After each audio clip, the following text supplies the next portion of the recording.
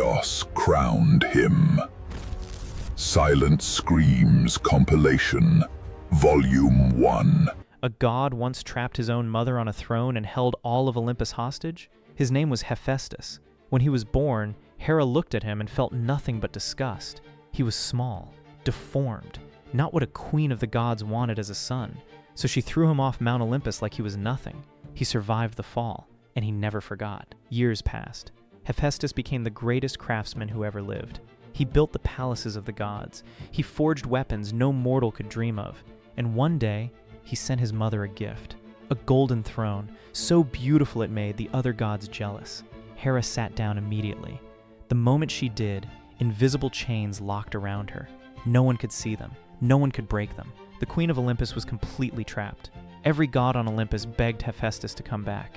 He refused. So they sent Dionysus, the god of wine, to get him drunk enough to negotiate. It worked.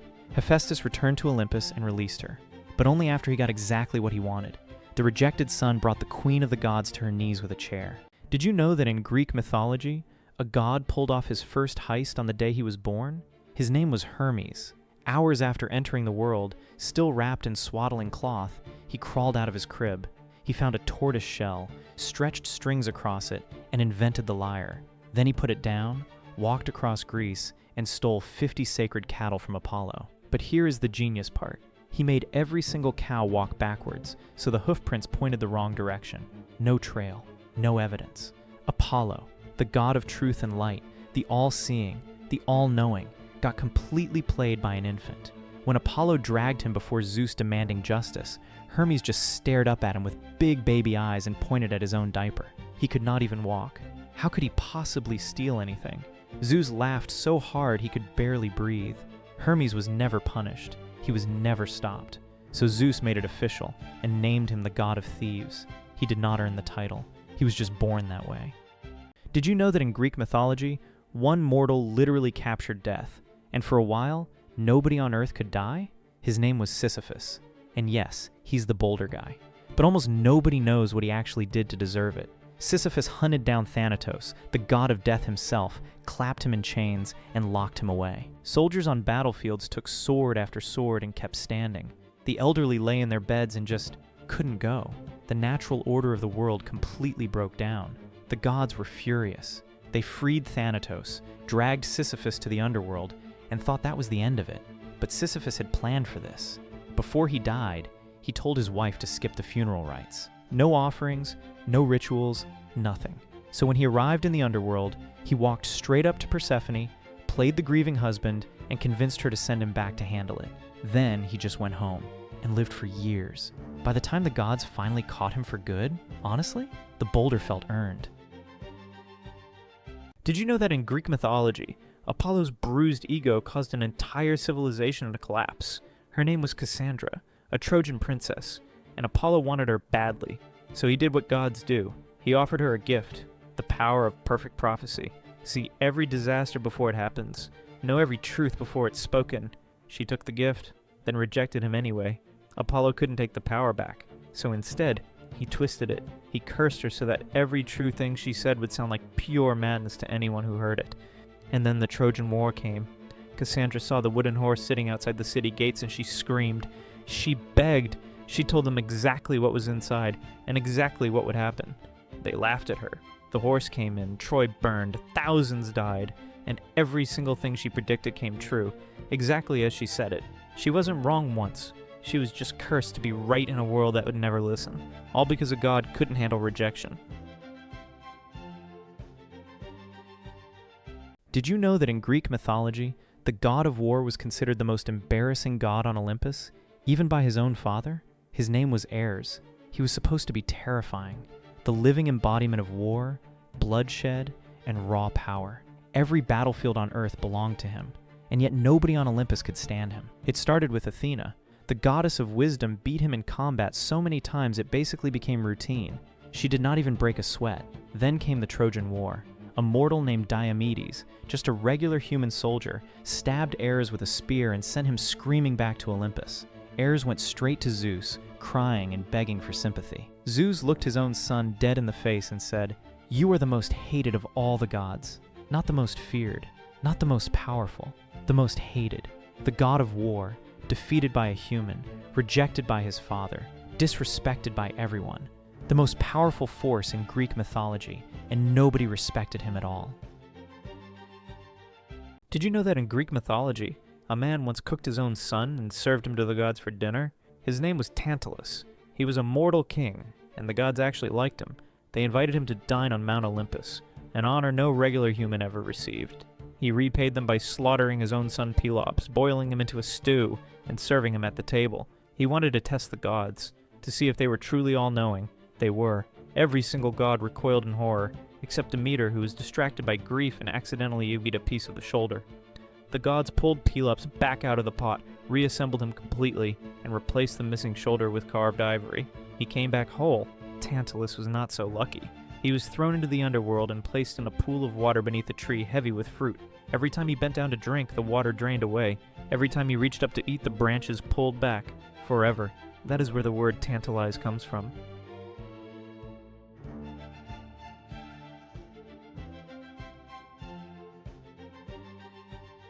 Did you know that in Greek mythology, the goddess of love was born from a body part floating in the ocean? Her name was Aphrodite, and her story starts with the most violent moment in all of creation. The Titan Cronus had just overthrown his own father, Uranus. He used a sickle. The severed remains fell into the sea, and then something impossible happened. Sea foam began to gather around them. It churned and swelled and glowed, and rising up from that foam, fully grown and breathtakingly beautiful, was Aphrodite. She drifted to shore on a wave like she had always been there. No one made her, no one planned her. She just appeared. And here's the part that should genuinely disturb you. The goddess of love, desire, and beauty was born from the single most brutal act the universe had ever seen. The gods of Olympus could control storms, the seas, and death itself, but none of them could ever fully control her. And maybe that is exactly why.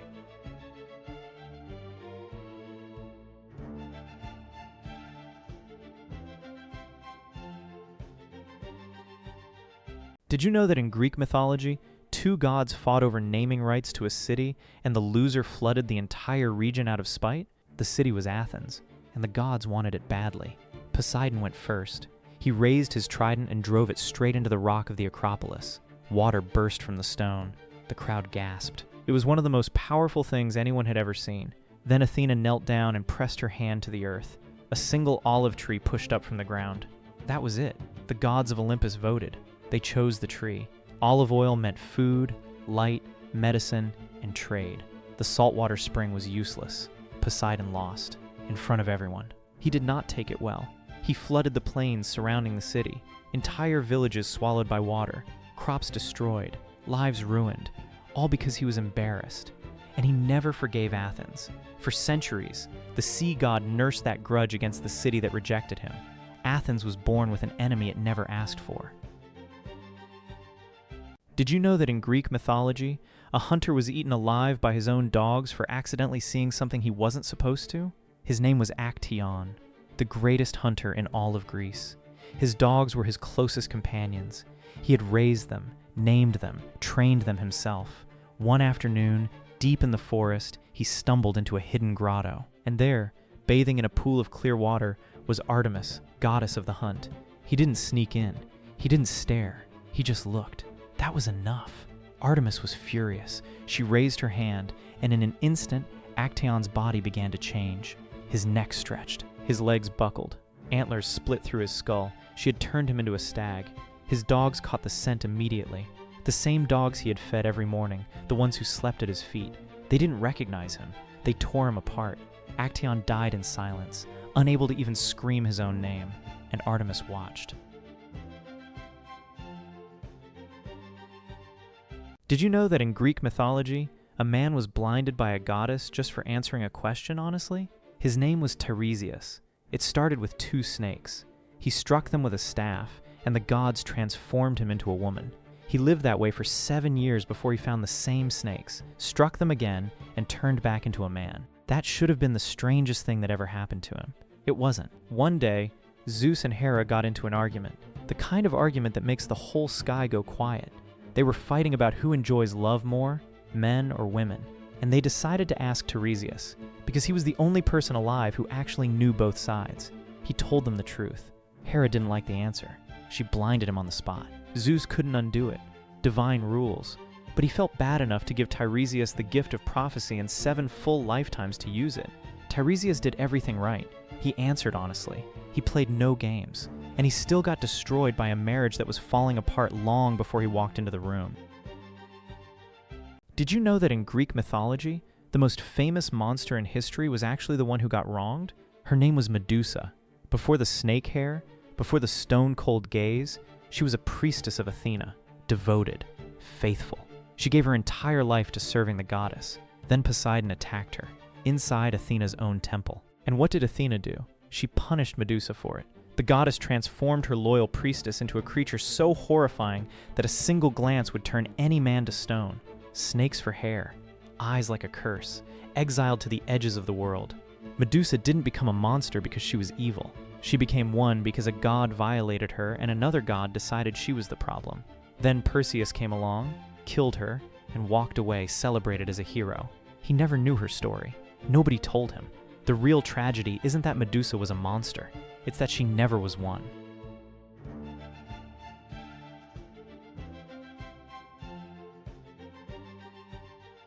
Did you know that in Greek mythology, Hercules' 12 labors were actually his punishment for murder? His name was Heracles, the greatest hero who ever lived.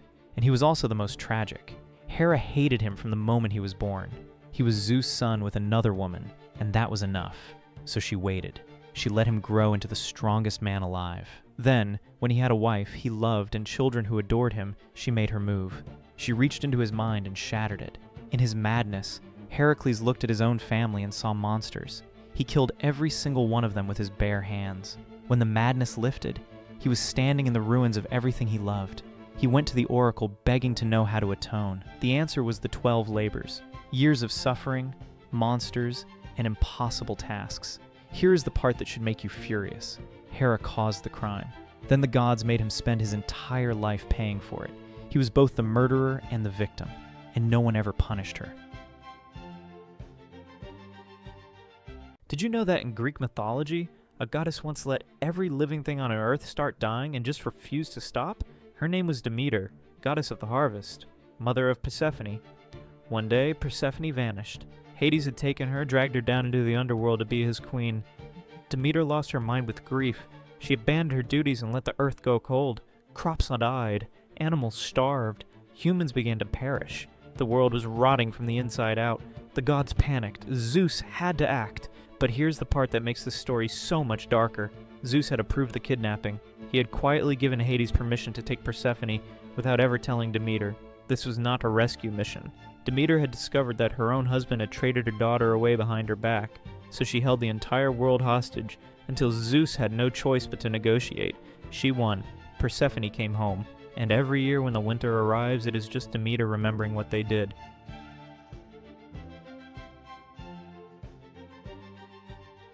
Did you know that in Greek mythology, one god's mother was burned alive before he was even born, and Zeus had to finish the pregnancy himself?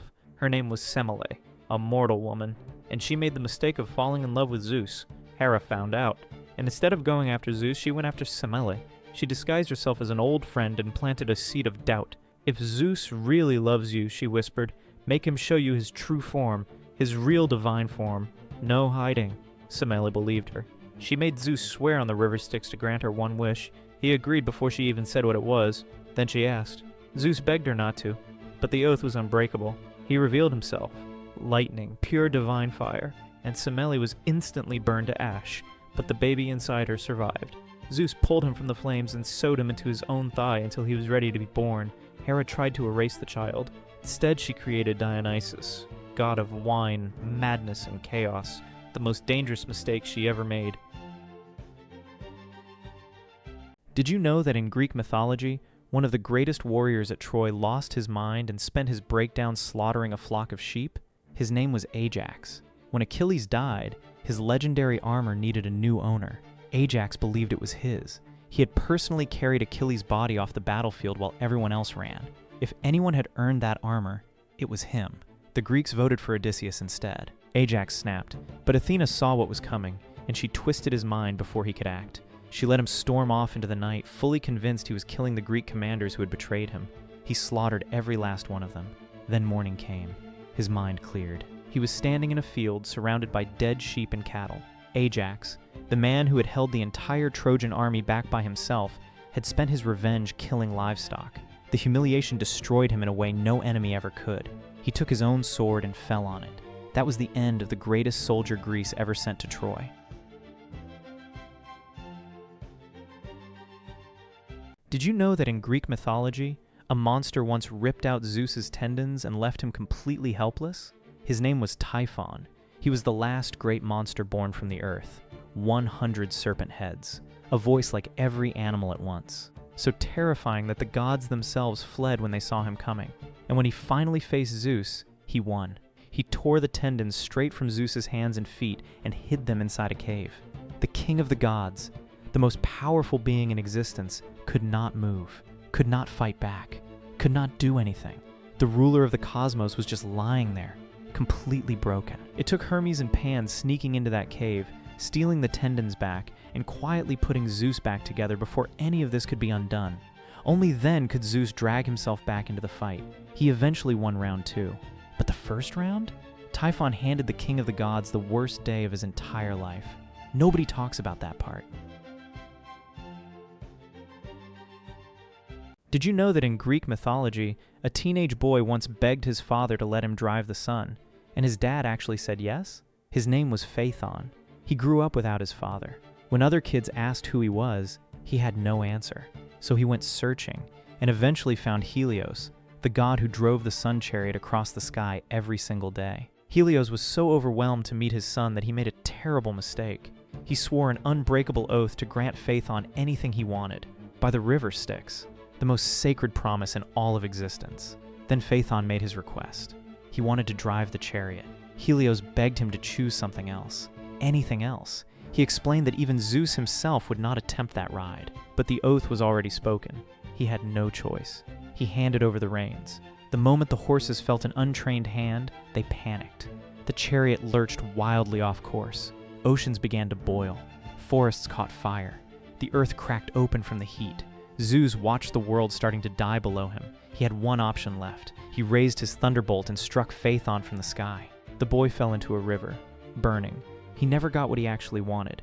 He just wanted his father to say he was proud of him. Did you know that in Greek mythology, the deadliest war in history started because a goddess didn't get invited to a wedding? Her name was Eris, goddess of discord, and she was furious. So she did what any chaotic immortal would do. She crashed the party, pulled out a golden apple, and tossed it into the crowd. Engraved on it were 3 words: for the fairest. 3 goddesses lunged for it immediately: Hera, Athena, Aphrodite. Zeus refused to pick a winner. Smart man. So the job fell to a mortal shepherd named Paris, who had no idea what he was walking into. Each goddess bribed him. Hera offered him kingdoms. Athena offered him unbeatable skill in battle. Aphrodite offered him the most beautiful woman alive. Paris picked Aphrodite. There was just one problem. That woman, Helen, was already married to a king. Paris took her anyway. And that single decision triggered 10 years of war, thousands of deaths, and the complete destruction of the city of Troy. All because one goddess didn't get an invitation.